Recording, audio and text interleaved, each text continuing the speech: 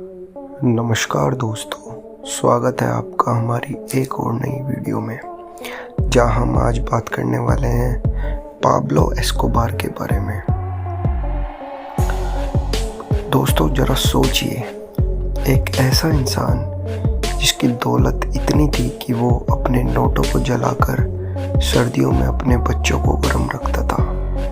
एक ऐसा कुख्यात ड्रग लॉर्ड जिसकी हवेली किसी राजा के महल से कम नहीं थी। आज हम आपको ले चलेंगे कोलंबिया के एक ऐसे आइलैंड पर जहां कभी दुनिया का सबसे बड़ा ड्रग माफिया पाब्लो एस्कोबार अपनी छुट्टियां मनाया करता था। जी हाँ, हम बात कर रहे हैं एस्कोबार की आइलैंड मेंशन की, जो रहस्यों से भरी हुई है और अब वीरान पड़ी है।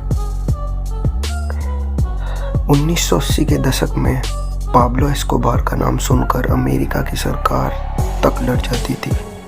वो मेडिजिन कार्टेल का किंग था और उसके ड्रग्स का नेटवर्क इतना फैला हुआ था कि पूरी दुनिया को कोकेन सप्लाई कर रहा था। हर दिन करोड़ों डॉलर की कमाई, हजारों लोगों की फौज और इतनी पावर की पुलिस और नेताओं तक उसके इशारे पर नाचते थे। लेकिन जितना खतरनाक था वह उतना ही शौकीन भी था।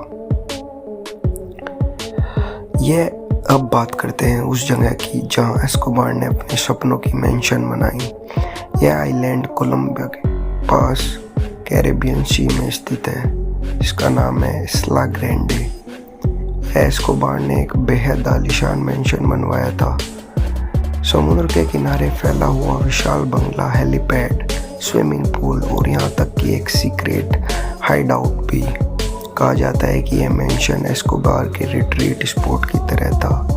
मतलब जब दुनिया भर में हंगामा मचा होता, वो यहाँ आकर सुकून से अपनी जिंदगी जीता था।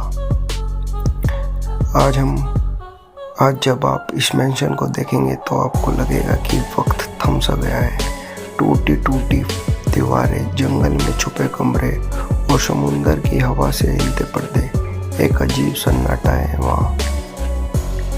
कभी जहाँ पार्टीज होती थी और वहाँ सिर्फ पेड़ों की सरसराहट है। लेकिन आपको जानकर हैरानी होगी कि अब भी हवेली के अंदर एस्कोबार की मौजूदगी को लोग महसूस करते हैं। कुछ लोकल कहते हैं कि रात में अजीब सी आवाज़ें आती हैं, ऐसे कोई अब भी वहाँ मौजूद हो।